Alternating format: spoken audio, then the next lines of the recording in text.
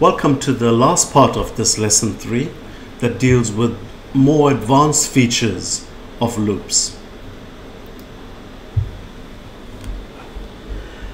Now we have been dealing with loops when we dealt with array iterations and dictionary iterations. That was a form of a loop that we examined, each index or each key pair value sequentially. So we have been dealing with loops.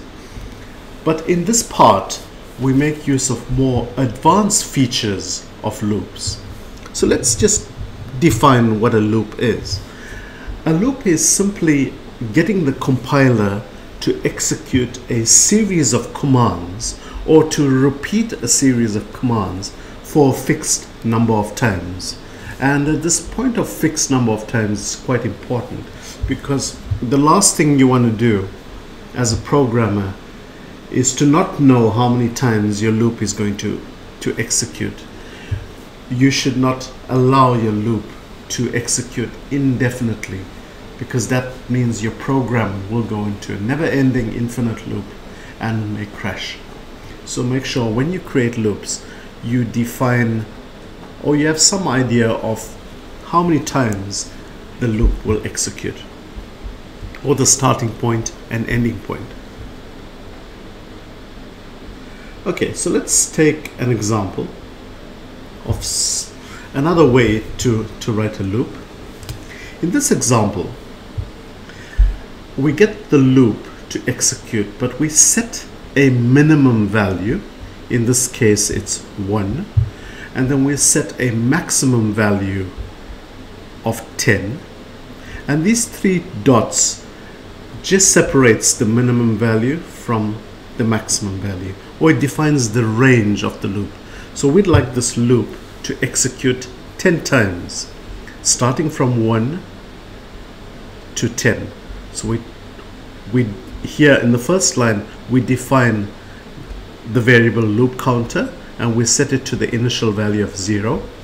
Then we use for in, and we say let the minimum value of loop counter equal 1 and let the maximum equal to 10, and then we get this loop to execute 10 times.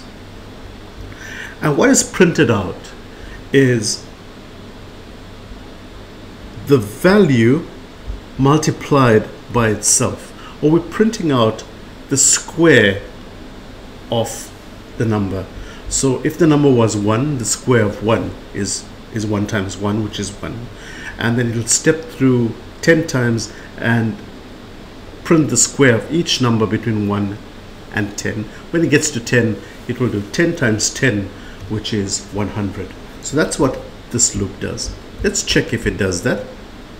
I'll go here to my console. And you see it steps through from 1 right up to 10, and in the print line we get the computer to multiply each number by itself and give you the answer. So it's actually finding the square of each number from 1 to 10.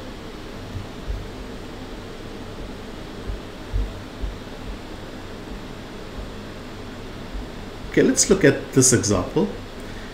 It's similar to the previous example, but in this example, we're saying to the program, count from 1, count up incrementally from 1, as long as the number is less than 10. So it's actually going to count from 1 right up to 9, and not exceed 9, because we've put a comparison operator saying count from 1 right up to not equal to less than 10. This is called a comparison operator. So the range here is actually from 1 to 9, not including 10. You could use other comparison operators. Here I'm using the less than sign. You could use less than, you could use the greater than sign, you could use equal to, which is 2 equal to symbols. You can use less than or equal to. You can use greater than or equal to. Or you could use not equal to. The less than sign and the greater than sign together is the not equal to sign. So this loop here prints out the square of all the numbers from 1 to 9, not including 10, because we have a less than 10 here. Let's check it out. Check what the console has to say. It starts from here. It's doing 1 right up to 9, and it's finding the square of each one of these numbers right up to 9. The square of 9 is 81.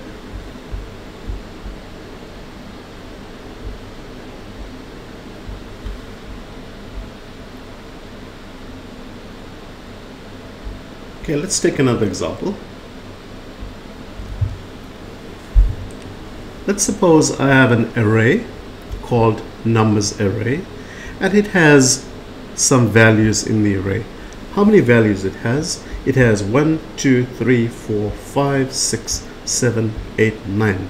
9 values in the array. But each value in the array has an index, and you know that the first number is, the index of the first number is 0, and the index of the last number in this case is 8. This is the 9th number, but the index is 8. So we need, if we want to step through this array and print out every value at each index point, we can make a loop that runs from index 0 to 8, or less than 9, one number less than 9. So that's what this loop does. It steps through every index in the array from index 0 right up to 8 and prints out every value that's in the array. Let's check it out. We go to console, and you see the value at index 0 is 11. It steps through from the first value right up to the last value, which is the 9th value, index number 8, and the value at index number 8 is 99.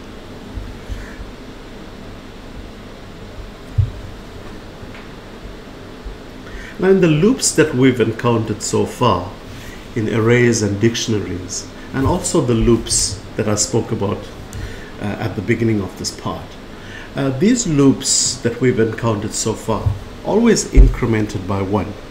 But it's also possible to get a loop to increment by 2 or 3. It doesn't have to go sequentially 1, 2, 3, 4. You could get the loop to go in odd numbers or even numbers. You could get it to increment by any number or decrement by any number. So let me give you an example of another loop format that we can use. Now in this example, I get the loop to start off with the initial value of 0 and end up with a value of 8, or in this case less than 9, which is one number less than 9, which is 8. So the minimum is 0, the maximum is 8, and I get the loop to step in increments of 2. So it's going to go 0, 2, 4, 6, and stop at 8, because 8 is less than 9. So this loop is going to execute 5 times, which is 0, 2, 4, 6, and 8. And it's going to go into this array, the numbers array, and only print out those values that correspond to index 0, 2, 4, 6, and 8. It's stepping through in increments of 2, because we've got loop counter plus 2. Let's check if it does that. There we go, starting from here. Value at index 0 is 11, and steps goes in steps of 2, 0, 2, 4, 6, 8. These are the indexes, and these are the values at these indexes.